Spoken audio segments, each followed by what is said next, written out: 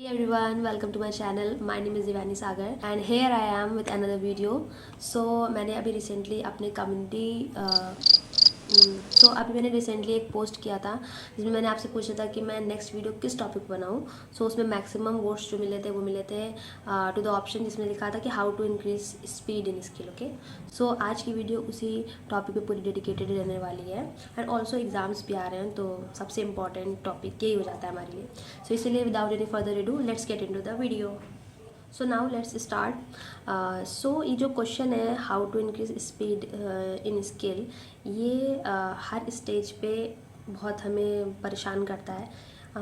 चाहे वो 100 वाला स्टूडेंट हो, चाहे 80 वाला स्टूडेंट हो, चाहे इवन 120 वाले स्टूडेंट हो, हमेशा ये क्वेश्चन हमें आते ही आता है.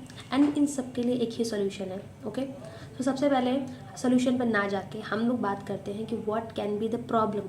कौन सी प्रॉब्लम हो सकती है जिसकी वजह से आपकी स्पीड इंक्रीज़ नहीं हो रही है. सो इसमें भी बहुत सारे कैटेगरीज ऑफ स्टूडेंट आते हैं. जैसे कि सबसे पहले जो कैटेगरी आता है वो आता है जिनके बेसिक्स क्लियर नहीं है. ओके, तो कई बार होता है कि हम बहुत जल्दी जल्दी अपने बेसिक्स कंप्लीट करते हैं, हम ध्यान नहीं दिए होते उतना ज़्यादा, तो हमारी बेसिक्स उतनी स्ट्रांग नहीं हो पाती. इस वजह से हमें आउटलाइंस क्लियर नहीं होती, हम पढ़ नहीं पाते और उस वजह से आपकी स्पीड इंक्रीज़ नहीं हो पाती. ओके, सो सबसे पहली प्रॉब्लम ये हो जाती है. So second problem can be you are following too many resources. Like आप एक मैगजीन पे स्टिक करिए, एक नहीं तो ज़्यादा से ज़्यादा 2 मैक्सिमम, उससे ज़्यादा आपको मल्टीपल रिसोर्सेज फॉलो करने की नीड नहीं है. बिकॉज यहाँ पे होता है कि आपको अपना धीमे धीमे लेवल ग्रो करना है. एंड कैलाश चंद्रा एक बेसिक लेवल होता है, वो जब से कोई बिगनर होता है उसको समझ सकता है, और एक जो एडवांस कर रहा है वो भी समझ सकता है. तो एक वो बेसिक मानी जाती है. अगर आप शुरुआत ही अपनी एडिटोरियल्स एंड न्यूज़पेपर के आर्टिकल से करोगे, so it is going to be difficult for you. Okay, so second problem can be that. Then the third problem can be कि आप बहुत बड़ी बड़ी आउटलाइंस बना रहे हो. For example this is the line and आप ये पूरी लाइन कंज्यूम करो. लाइक आपको लिखना है अगर मदर, तो you are writing it as mother. So आप पूरी आउटलाइंस को अगर मतलब पूरी ही लाइन को कर कंज्यूम करते हो तो आपको कंपैरेटिवली ज़्यादा टाइम लगेगा अपनी आउटलाइंस बनाने के लिए. ओके, सो इसीलिए ये रिकमेंड किया जाता है कि अपनी लाइंस को थोड़ा छोटा रखिए, मतलब सिंपल रखिए. ज़्यादा आप ब्रॉड लिखोगे तो आपको उतना ही टाइम लगेगा. So this can be another problem. So the next problem can be you are not using phrases और ग्रामर लॉग. जैसे जैसे आप शॉर्ट हैंड में आगे बढ़ते जाते हो, अपनी स्पीड इंक्रीज़ करते जाते हो, आपको कुछ फ्रेजेस ग्रामर लॉग्स का यूज़ करना कंपलसरी हो जाता है. बिकॉज इवन इफ अगर आप 100 हो, आप 100 से 120 नहीं जा सकते हो. बिकॉज आप अभी भी उस बेसिक शॉर्ट हैंड का यूज़ कर रहे हो जो आपने स्टार्टिंग में 80 वाले में यूज़ करी थी, 80 लिखते वक्त. तो आपको अब अपने आप को फ्रेजेस के लिए तैयार करना पड़ेगा. तो ट्राई करिए जितने ज़्यादा आप वर्ड्स को कंबाइन करके, आउटलाइंस कंबाइन करके बना सके, उतनी ज़्यादा आउटलाइंस कंबाइन करिए. बिकॉज आप फुल शॉर्ट हैंड लिख के आप अपनी स्पीड इंक्रीज़ नहीं कर सकते. Okay, next problem can be you are not able to listen high speed dictations. Okay, कि अगर आप सपोज आप 80 पे लिख रहे हो या फिर आप 60 पे हो, तो आप 80 की सुन के घबरा जाते हो और इस घबराहट में आप डिक्टेशन अच्छी नहीं लिख पाते हो. या फिर अगर आपको वर्ड्स आप नॉर्मल लिखो तो आप बना लोगे, बट आप जब डिक्टेशंस होती हैं तो आप उसमें बहुत घबरा जाते हो. So this can be another problem. So जैसे आप सपोज आप 100 पे हो एंड 110 की आप डिक्टेशन सुनते हो, तो आप बहुत जल्द सुनते सुनते इतना घबरा जाते हो कि आप उसको अच्छे से ग्रैब नहीं कर पाते वर्ड्स. इवन जो इजी वर्ड्स होते हैं वो भी आप छोड़ देते हो. तो this can be another problem. So या these are all the problems जो मैंने अपने जर्नी में भी नोटिस करी कि मुझे हुई while increasing my speed. And मुझे लगता है आप भी यही फेस कर रहे हो कि इन्हीं में से कोई एक कैटेगरी में आप आते हो या फिर आप सारी प्रॉब्लम फेस कर सकते हो. तो नाउ ये सारी तो प्रॉब्लम्स हो गई. Now let's get to the solution. So सबसे इंपॉर्टेंट, सबसे प्राइमरी जो सोल्यूशन हो सकता है वो है आपका बेसिक्स स्ट्रांग होना. लाइक अगर आपने बहुत जल्दबाजी में अपनी बेसिक्स कर लिए कंप्लीट, तो आपको ट्राई करना चाहिए कि आप फिर से एक बार रिविजन करते रहिए. लाइक आप अगर आप अभी कंप्लीट किए हो अपने बेसिक्स, तो आपको हर एक हफ्ते के एंड में संडे को आपको सारा अपना एक बार बेसिक कंप्लीट करना चाहिए, मतलब दोबारा से रिविजन कर लें. सो सपोज एग्जांपल है कि आपको लिखना है मैग्नीट्यूड. ओके, सो मैग्नीट्यूड में मैग्ना का एक वो होता है, कॉन्ट्रैक्शन होता है.